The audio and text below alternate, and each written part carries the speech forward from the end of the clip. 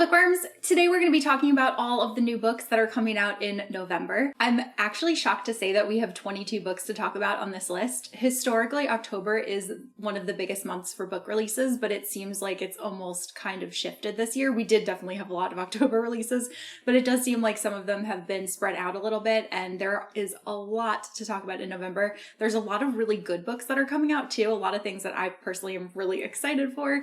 So let's just go ahead and get into it. First up on November 7th, we have Bookshops and Bone Dust by Travis Baldree. This is the prequel story to Legends and Lattes. We are following Viv while she is an adventurer. Something went wrong and she got injured while they were trying to steal some kind of artifact from a necromancer. So she ends up being forced to spend time in this little coastal town in order to recover, even though she doesn't really want to be there. And she spends a lot of time at a bookstore, and it kind of lays the seeds for her seeing a different kind of life and eventually opening up her coffee shop in Legends and Lattes. I actually have an arc of this one, so I'm really hoping to read it within the next week or so. I like to read closer to publication date, but this also just feels like very perfect for fall since it's a cozy fantasy. Next up, also on November 7th, we have Iron Flame by Rebecca Yarros. This is the second book in the Empyrean series, the first book being Fourth Wing. I think this one is super highly anticipated for like the majority of readers. Whether you loved Fourth Wing or hated Fourth Wing, it does seem like most people are interested in continuing on with the series. I had a lot of fun reading it, and as much as it wasn't a like 5-star all-time favorite read for me, I enjoyed it a lot, and I still find myself thinking about it a lot more than other books that I've read this year. So I think like as time has passed, it's actually grown on me, and I'm really excited for the second installment. This story takes place at a college for dragon riders, and we are following Violet, who trained her entire life to be a scribe, but her mother forced her to join the Riders Quadrant, which is super dangerous. It's where you have to ride a dragon. Many students that do not make it very far in this quadrant, but she definitely thinks outside of the box. And then we're also following Xaden, who is basically like her arch nemesis, and it's an enemies to lovers kind of romance. I really liked their dynamic. The first book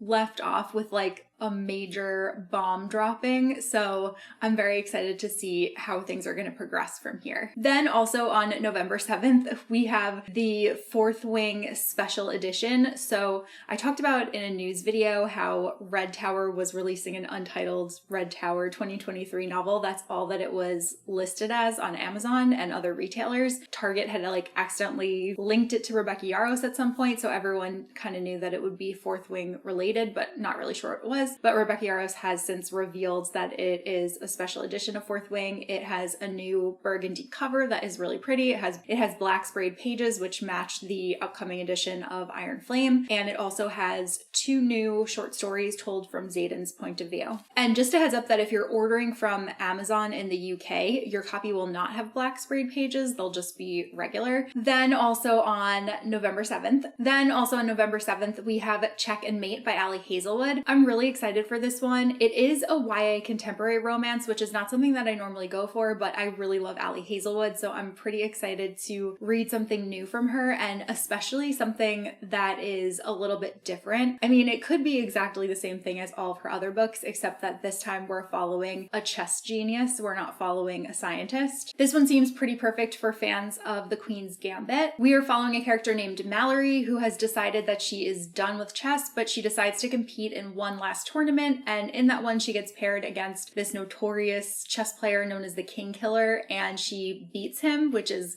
totally shocking to everybody that this newbie could beat a seasoned chess champion, and the two of them end up forming a little bit of a romance, and it sounds so good. Then on November 7th, we have a lot of November 7th releases, so the next like couple are all November 7th too, but next up is Vengeance of the Pirate Queen by Tricia Levenseller. This one's the third book in the Daughter of the Pirate King series. However, the first 2 books are a completed duology, and now this third book is a companion novel to that completed duology. So it's not actually like a number 3. However, I think that you should read the first 2 if you're interested in this one. This one's described as a fantasy romance that is Pirates of the Caribbean meets The Mummy. We are following a teenage assassin who is working for the Pirate Queen, but she's given an unusual mission where she's going to be captaining a ship on a rescue mission instead of a mission to kill someone. She and her helmsman Kieran are often at odds, and while they are on this voyage, they accidentally awake the King of the Undersea, who can control the dead. Then on November 7th, we have Nightbane by Alex Astor. This is the second book in the Lightlark series. I never read the first book in the series, so I am not going to give a synopsis for book 2.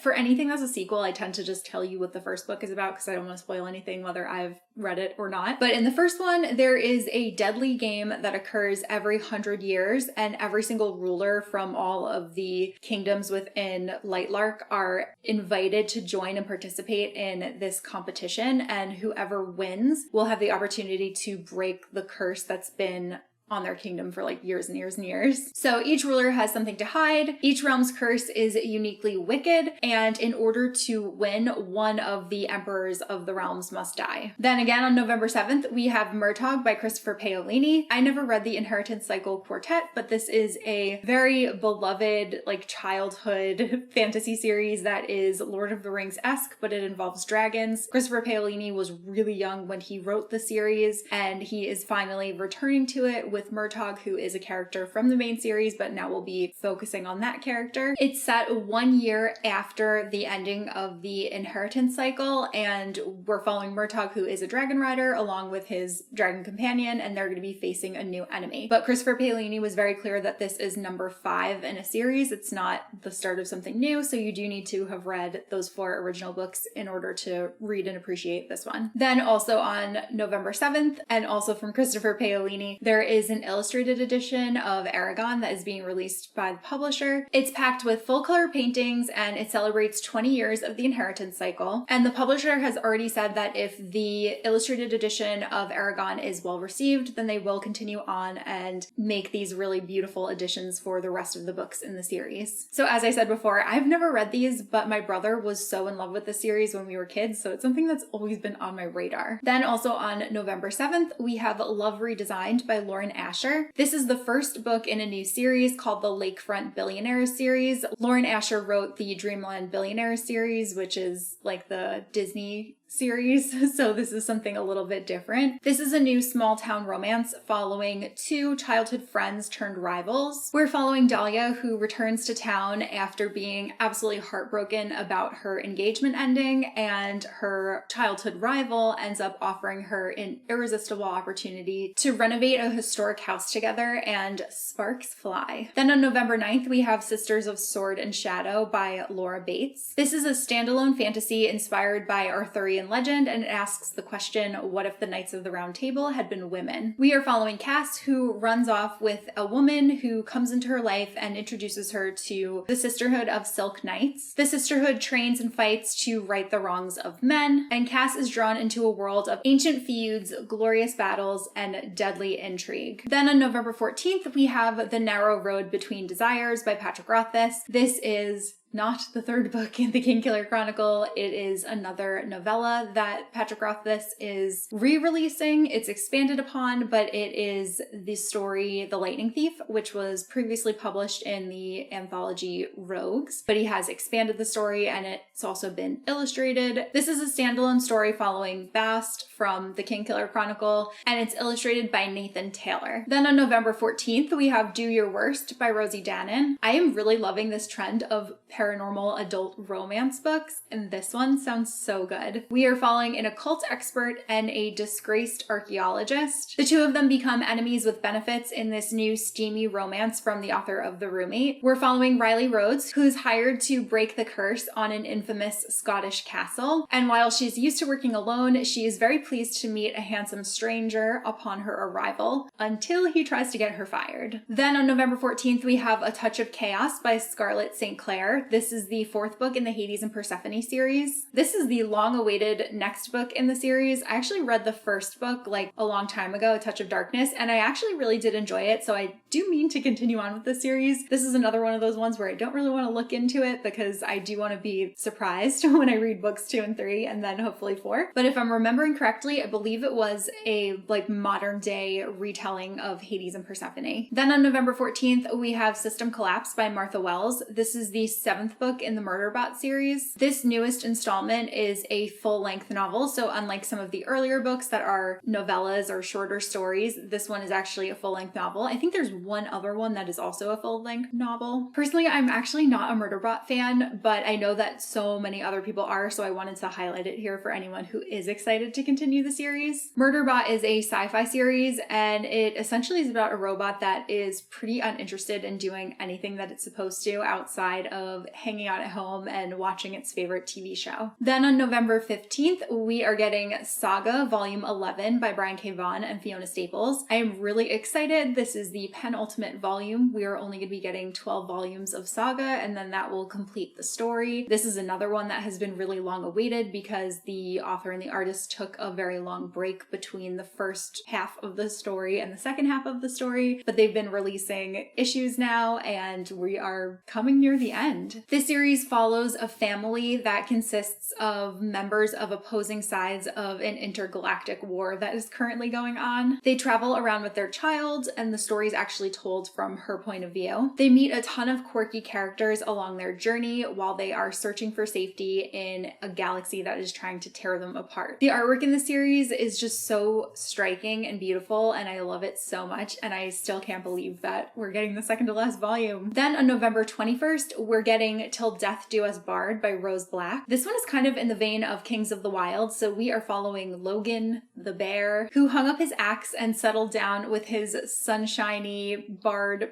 husband named Pi, but when Pi disappears, Logan is forced back into the world of adventuring that he thought he left behind. He finds out that Pi is being blackmailed into stealing an artifact that is capable of creating an undead army. The further that Logan's quest takes him, the more secrets he uncovers, and he'll need all of his strength to rescue his husband and their marriage. Then on November 21st, we are getting the Bloom editions of Elle Kennedy's Off Campus series. So the first print run of these are going to have light blue sprayed pages. You can actually buy them in a box set, or you can buy each novel individually. I never continued past the first one, but I think this is like my sign to do so. I really like the new illustrated covers. I think that they are super cute. It fits the series so well, and I love that the spines have like the varsity pennants on them. I just think it's lovely. This is a sports romance series. Then on November 21st, we're getting Defiant by Brandon Sanderson. This is the fourth and I believe final book in the Skyward series. There might be like more short stories or something afterward coming, but I think that this wraps up the initial story arc. This is another series that I haven't started yet, but I know that a lot of people are very much anticipating because Brandon Sanderson is the author. So this one is a YA sci-fi series. It follows a girl who must travel beyond the stars to save a galaxy that she loves. Then on November 28th, we are getting Gwen and Art Are Not in Love by Lexi Croucher. This is a YA rom-com that's described as A Knight's Tale meets Heartstopper. It's a queer medieval rom-com about love, friendship, and being brave enough to change the course of history. I really love the cover of this book. We are following Art and Gwen, who are betrothed. Art is a descendant of King Arthur, and Gwendolyn is the Princess of England. The pair are forced into spending a summer together at Camelot, and it's there that they become reluctant allies. Gwen is swept off her feet by her knight, and Art starts to take an interest in Gwen's royal brother. Then on November 28th, we have Didn't See That Coming by Jessie Q. Sutanto. This is, I believe it's a companion to the first YA rom-com that Jessie Q. Sutanto wrote, but this one sounds really fun because it has like a gamer element to it. It's a YA contemporary rom-com with a send-up to You've Got Mail. We are following a gamer girl with a secret identity and the online bestie that she's never met IRL until she unwittingly transfers to his school. So Kiki plays games anonymously online as a guy in order to avoid harassment. So her online BFF doesn't even know that she is actually a woman. So when Kiki ends up at his school, she has to navigate the feelings of trying to figure out how he's going to feel about her, and especially now that she is falling for him. And little does he know that she's like his online buddy. Then on November 28th, we have The Witch Would Not by Olivia Atwater. In this book, Olivia Atwater returns to the world of Half a Soul with a new dark and gothic fairy tale set in a magical version of Victorian England. The one-sentence synopsis on Goodreads is by far enough for it to have captured my attention for this one. It says that the fairies of Witchwood Manor have stolen its lord, and his governess intends to steal him back. I also really love the cover for this one. And then finally, also on November 28th, 8th, we have Kingdom of Sweets by Erica Johansson. Erica Johansson is the author of the Queen of the Tearling series, so this is her next book. I think it's been a while since she published the last installment of Queen of the Tearling, and people have been kind of eagerly awaiting to see what she would do next. This is an adult fantasy retelling of The Nutcracker. If I end up buying a copy of this book, I will definitely be going for the UK version because the cover is so much better. It's what I'm displaying here. This standalone is a darkly magical take on The Nutcracker, where two sisters cursed from birth are changed forever one Christmas. We are following Natasha and Clara. Clara has always been the favorite of their godfather Drosselmeyer, but Natasha gets the chance for revenge one Christmas when he brings an enchanted nutcracker that grants her entry to the Kingdom of Sweets. So those are all of the books that we have to look forward to in November. There are definitely more of them, but those are the ones that sound the most appealing to me and that I think would sound the most appealing to you. So let me know if there are any of them that you're looking forward to or any of them that I might have missed that you're very highly anticipating. That's all that I have for this video, so I will see you guys soon in a new one. Bye!